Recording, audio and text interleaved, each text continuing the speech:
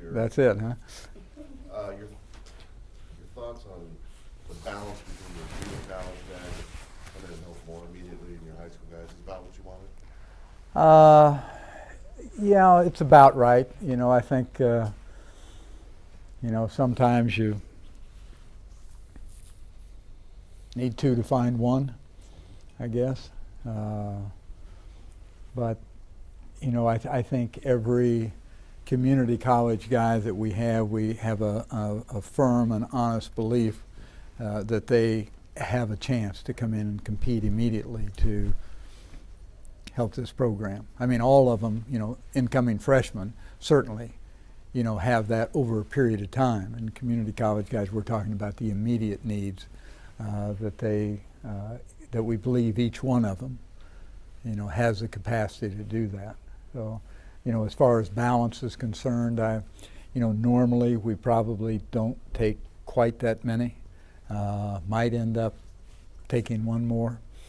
I think the last time we did that was, way back. I think we had 12 in, 98, 97, something like that. And, it was because of the needs and, and it panned out pretty well. You never know until they get here, but, and spend some time. It's going to take, like I say, I always say, it's going to take a year or two for the, for the young guys to find out if it's, if they fit in the program appropriately. But I believe they will. I have that confidence in them.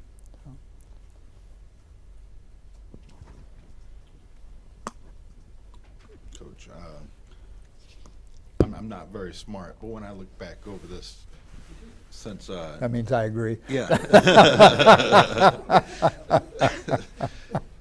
Since that 90, it could mean me too. Let me put it that way. Maybe. Since that 97 class, it seems like this one, at least on paper and looking at highlights, could be one of the more talented classes that you guys have been fortunate enough to field, and yet it ends up being ranked, I guess, last in the Big 12 by ESPN and near the bottom at the Big 12 and some other services. What is your feeling on that? And do you feel like this is a genuinely really solid class? Well, I feel like it's a good class. How it would rank, who knows? Mm-hmm. I mean, a bunch of those guys are ranked extremely high by ESPN. I think I made note in the release. I think there were, 13 guys that were ranked at their position in the top 44 in the country. And some of them high school, some of them community college. But me, and that doesn't mean a whole lot to me.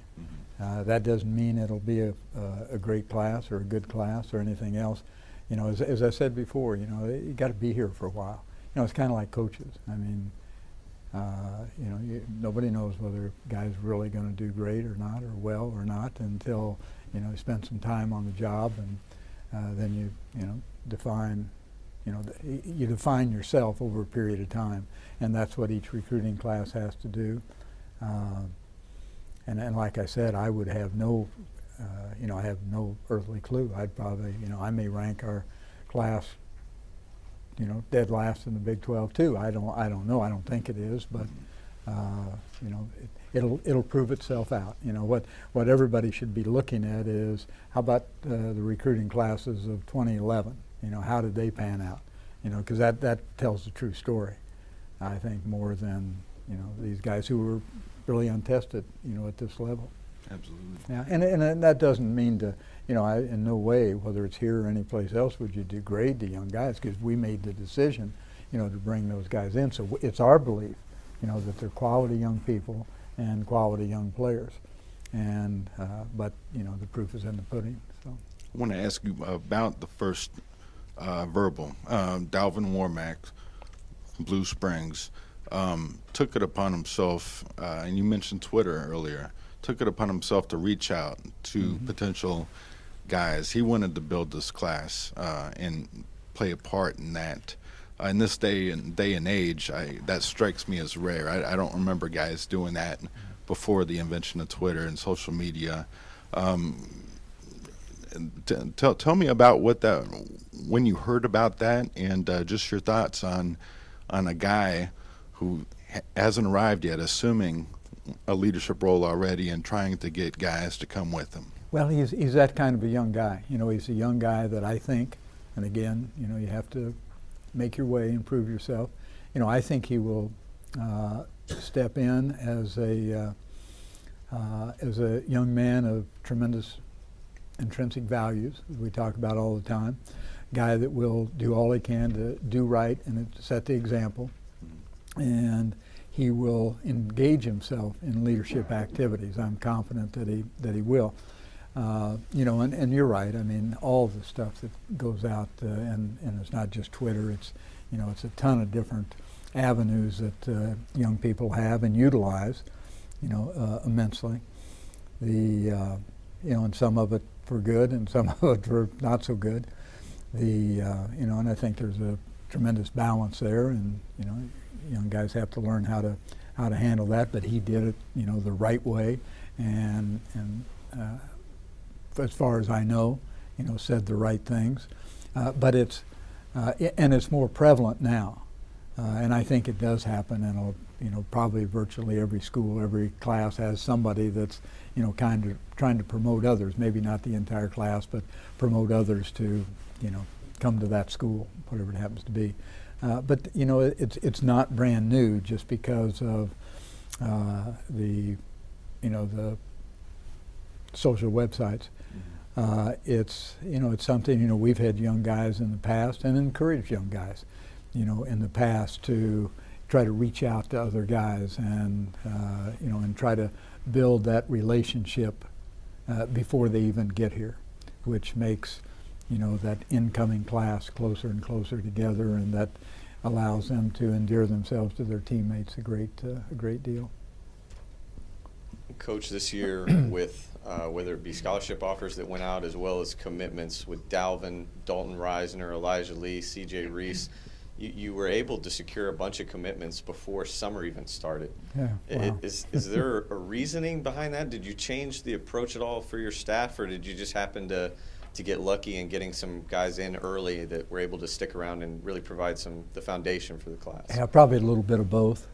And you've heard me say this before. I mean, the recruiting calendar, so to speak, is upside down, and everything. I mean, young guys, the 2016 class is making commitments now. The 2015 class has been making commitments for a year. It's just gone haywire. And so, in some aspects of it, I don't like it that way personally. And it kind of puts it kind of makes you have to, on occasion, have to keep up with the Joneses, so to speak. And in doing so, you extend some offers, ahead of time. And young guys, have that option to make that decision. And probably the reason that I don't like it so much, I would hate to think we'd extend an offer to someone that we didn't really feel good about. And some people can say, well, we extended an offer, we got an acceptance, and then we get around this time of year and we wanted, we had a chance at somebody else, but we can't take him because the scholarship's filled up. That's not our issue. That's not my issue. My issue is this. You put it, and this is why I have such great sense of pride for and with those young guys that did make those commitments that early, because they all stayed with it. And commitment is a major word. I mean, when you talked about getting married to your wife, you talked about commitment, and so it was taken seriously. And it really is, in my way of thinking, whether you want to call that old school or not, I think it's factual. It is, it's a major, significant word in our vocabulary, and it really has meaning. And so you put these young guys in a position where they make that early commitment. So they, pretty soon, the thinking extends itself to, I can make a commitment right now, but I can, I can still look around for that other girlfriend. See what I'm saying? And so we're encouraging inappropriate behavior, when we do that. And I think that's an NC2A issue. Now, a lot of coaches prefer, to have the rules as they are.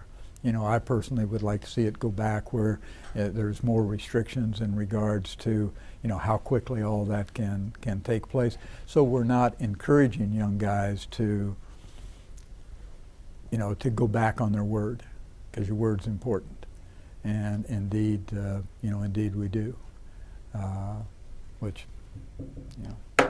it's not what athletics supposed to be all about. So that's my sermon for the day. Hey, Coach, what are the advantages that come with signing 3 players from the same high school like you did with the Blue Springs kids? And also, what do you like about Dalvin, Elijah, and Caleb? Well, if I ever have a grandchild that wants to go to school there, we'll have some pull in the school. I don't really know. It might have some impact on future young people coming out of that program towards Kansas State. That may or may not happen. The fact that they have, that they've been a very, very successful program. So it brings, and that could be whether it's 1 of them, 2 of them, or 3 of them.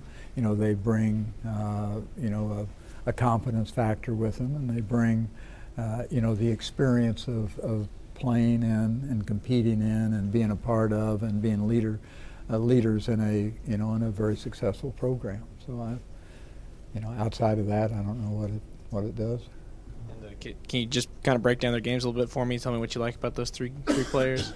Well, I would just say collectively. I don't want to get into too much individual stuff here because every single individual in this class is significant and important to us.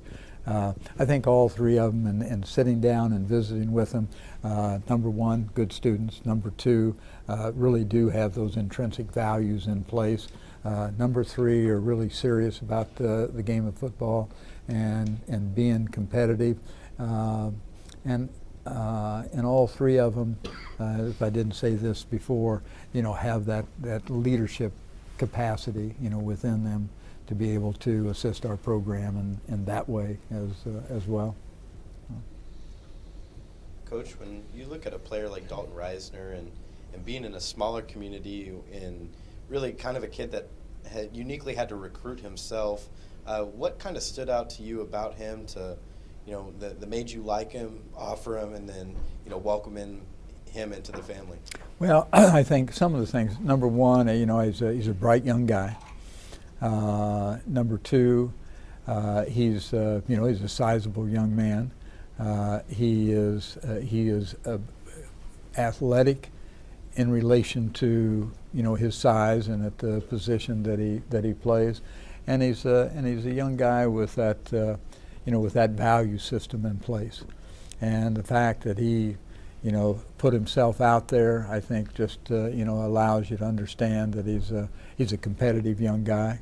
And bright enough to understand, that there's a lot of ways to shoe a horse, and you do all the things that you can do in order to achieve the successes that you want to achieve. And he's a very young, he's a young guy that's very capable of that. But it's you still have to go back and.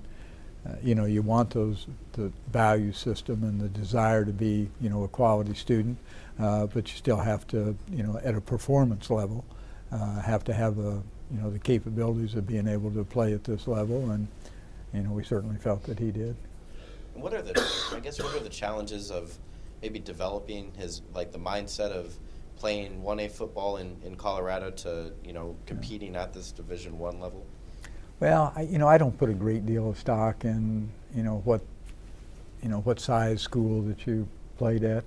You look at tons of guys that we have had. You go through a plethora of names that, played at these tiny schools and in, the smallest class, and, step in and play extremely well. So you can go to the smallest town in the country and you can find magna cum laude college student. You can find a quality athlete. You know, it's just they're not germane to large schools, in my belief, anyway. So I don't think, you know, to me that doesn't have any, you know, have any bearing at all. In fact, our coaches will tell you I'm constantly encouraging them to find the smallest town that they can find and go investigate the, you know, the people that are the students that are there, the athletes that are there. So I guess do you take pride in finding maybe that diamond in the rough, so to speak?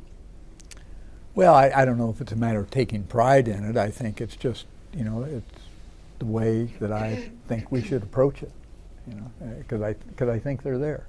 You know, it's kind of like we talk about the walk-ons, you know, or, you know, from time to time in here, and you know, you just go back and you look at the plethora of young guys that nobody was interested in, and that came here, and I can't tell you how many guys started for us this past year. You know, we weren't a great football team, I understand that, but think about the number of guys that actually started for us that were walk-ons in this program.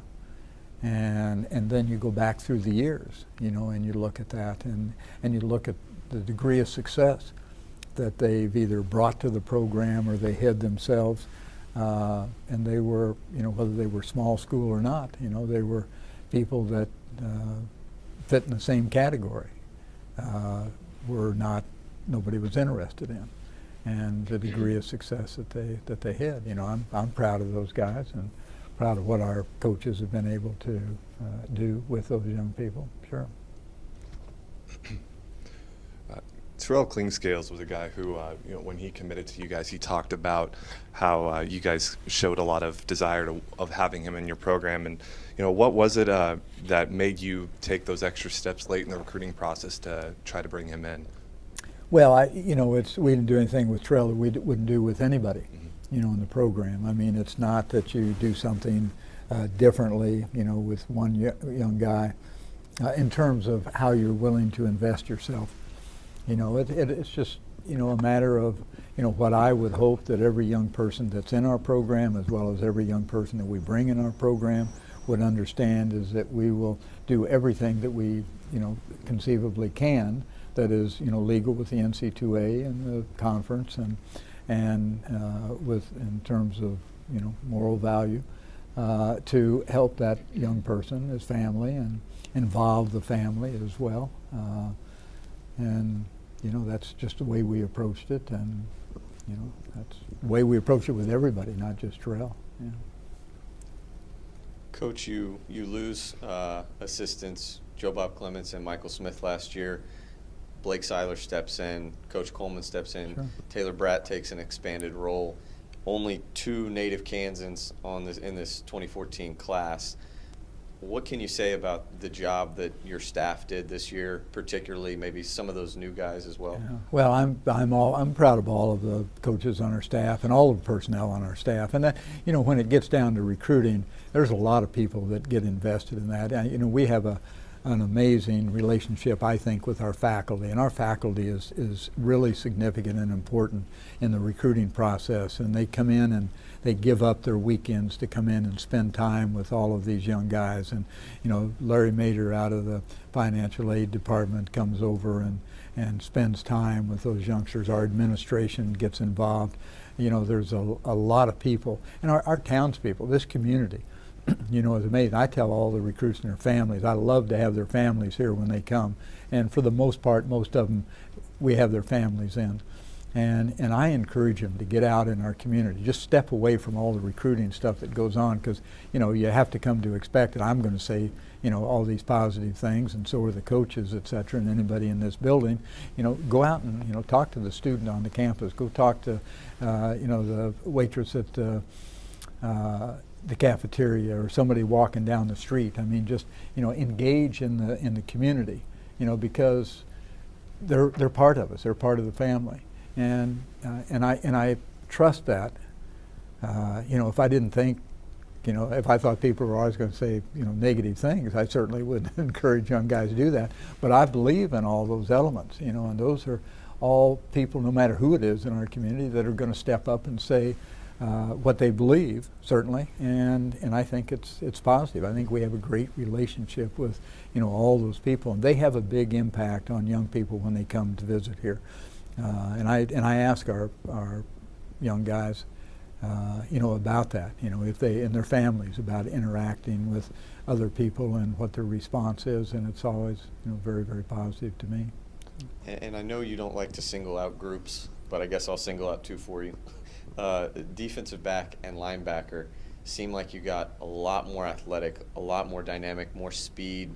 Was that kind of a thought going into this recruiting process, that maybe those position groups those were goals that you wanted to achieve, and did you feel like you got that with some of the guys you have here?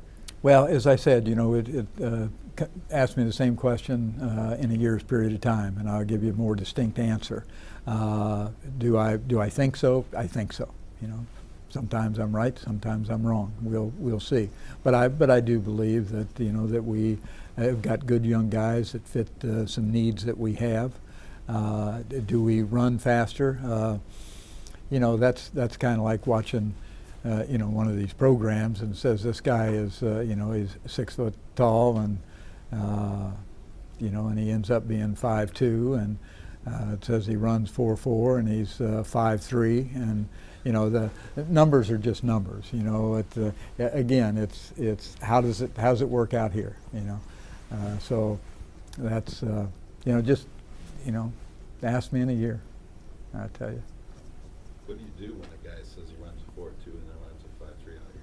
Well, that's why we have to, we have to go into some. I'm not going to, and it doesn't mean that somebody's not right, but there's been an awful lot of times when they're not right, and we know they're not right, and so it's important to, to make sure that we can define the ways, and there are many ways to define, what are the accurate numbers. Now, and once again, it's not all about numbers. You've got, you've got a, just small guy. You got the young guys that I don't know, just don't meet the numbers. You got guys that are slow that play and play well. You got guys that are smaller than the norm, at a given position, and they play well. So there's more to it than that. But that's part of our evaluation process, and nothing is, you've heard me say this before, nothing's more important than the evaluation, and that's why those numbers, I say they're, the numbers are not significant. I don't mean it as the true numbers really are significant. What I read in the newspaper or see on some program, that's not significant, because I don't know if those are accurate or not. Coach, what's the benefit of having Coach Bratt in the kind of the labeled position that he's at to kind of really just focus in on recruiting, and what kind of job did he do in this role? Taylor has really done well. He's a young pup, but he really invests himself in it, and I'm awful proud of him. We've always had a recruiting coordinator, and it's been in a couple of different realms, different ways that we've pieced all that together. But he has, he just has a genuine interest in doing well at what he does, and consequent, he kind of keeps it. He and Casey Harper. Casey is, an assistant staff recruiting coordinator, and works from an administrative and secretarial standpoint as well. And the two of them together really do a nice job. They work well together.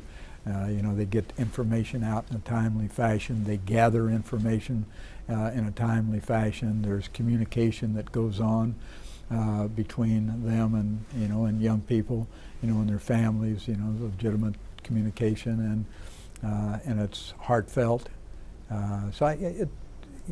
He has an awful lot to do with with what goes on and how it happens. Yeah. Coach, on the sheet, Warmack is listed as the only running back. Is that by design, or did you want to get another? No, we were certainly comfortable with that. Doesn't mean we wouldn't take it another one, but we were very comfortable with both with him and with taking one. You know, we feel like we've got a number of young guys in the program right now that'll be very competitive, for the number one spot next year, and I think it'll, we'll have adequate depth. I think.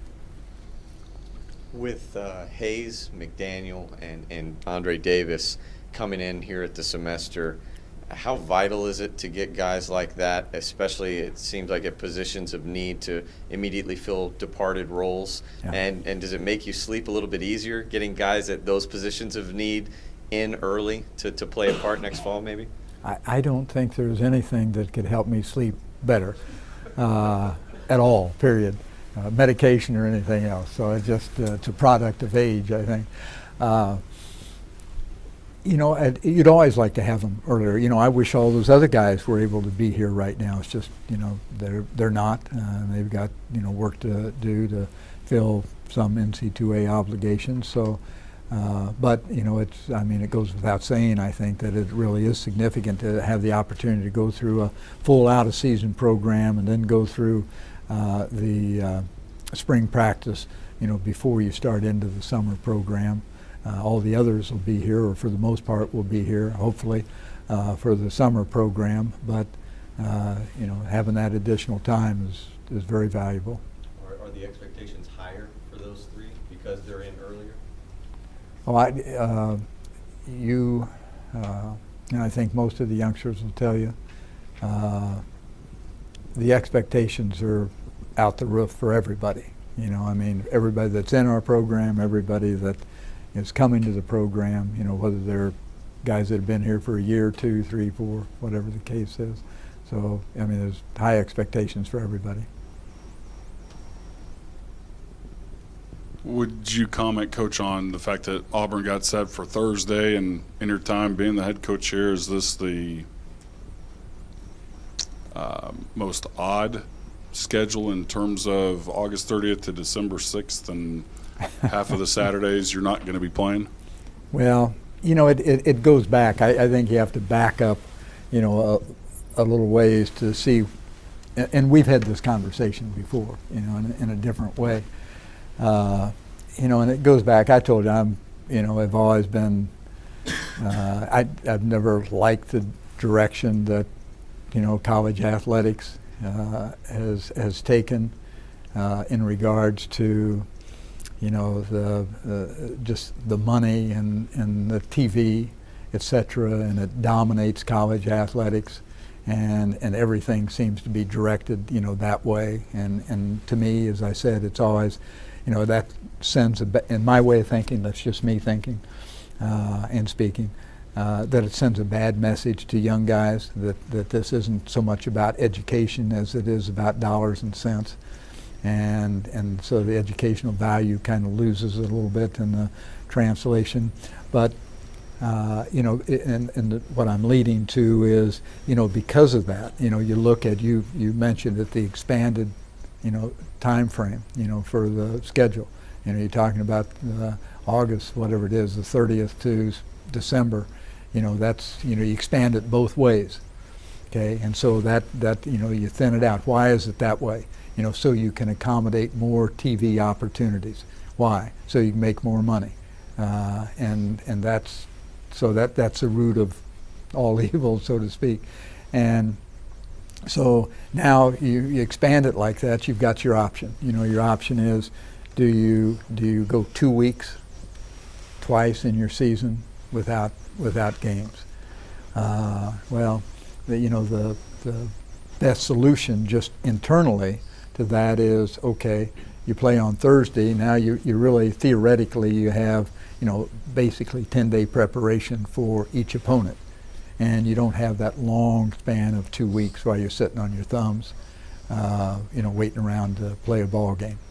So from that standpoint, that's probably as good a way as any to go, is playing the Thursday night ball games. Now, I've never been a fan of Thursday night ball games because The reason being, I mean, the reason that I wouldn't be a fan, is because of your community and your fan base, and people coming all the way from western Kansas and having to drive back, does that prevent them from coming or doesn't? That was always been my only concern, was that, but as far as being able to, accommodate, that money grabbing dilemma out there, that was the best way to, accommodate, the players in our program and your preparation from one week to the next. So, it's as long as it's all about television, then that's probably the way it's going to be. Unfortunately, going the wrong direction. Staying off topic real quick, was there ever any discussion between Tyler and yourself after the bowl game of possibly him going to the NFL? Is even serious, non-serious? Well, his dad and I had some dialogue about it. His dad said, he'd like to see what the NFL thinks of him, but Tyler's going to stay. And we went through that process for him, but the NFL can't. The NFL won't tell you, what your pluses and minuses are. They'll just give you a guesstimate on where you might fit in the draft, and it's just where you might. So, I think after you get above the first 10, 15 choices, it's hit or miss anyway. So, but yeah, we had a little dialogue. And that was it. Coach, I'm curious. Does the topic of your age and eventual retirement, it comes up on the recruiting trail? How do you guys handle that in talking to recruits and their families? Well, and I share it, and I'm honest with all of them. I just say, what I believe is, I'll do it as long as I'm doing right by the university and right by the young people in our program, and that we're accomplishing what we want to accomplish, and as long as my health is fine, and and if it's not, then you wouldn't want me here, and I certainly shouldn't be here and wouldn't want to be here under those circumstances. So, we seem to be doing okay, and my health is okay. So, roll the dice. Come on. So, but it's you're never not honest with them. What was the last thing you said there? You're never what? I said you always want to be honest with them. Oh, okay. Yeah. Last time What do you we think saw I said? I had no idea. I think your original statement was pretty accurate. Well, it always is. I'm talking about the beginning of the day. Yes, sir. A little hard of hearing here. Last time we saw you, you were boarding an elevator, Sun Devil Stadium, leaving after capping the greatest single-season turnaround in K-State history, and your players were smiling. What have you seen since you came back after that? Maybe the aura, the sense of momentum, maybe that you talk about. What have you witnessed lately, Coach? Well, it's a well-placed question. You'd like to think that everybody, if you get knocked down, that you get up, and if you succeed, that you build on that, so you're always going in the right direction, you're always going forward. So you expect the best out of everybody all the time. But I can see, and our players see, a distinct difference between how we've responded from, having that late season success or mid to late season success and finishing off with a victory in the bowl game, how it's carried over, with some momentum into the out-of-season program. So, obviously it, and as our players would relate to you, that they see that in relation to maybe a year ago, at the outset. And I'm pleased that they can identify that, and that, hopefully is motivation in two ways. One is to understand that, you know, if you do get knocked down, you know, meaning, you know, lose the bowl game a year ago, that you do get back on your feet and you don't let that deter, you know, how you initiate the out-of-season program or your attitude towards things. And but I'm glad that they're making, you know, headway in a maybe a little stronger fashion than what they did a year ago.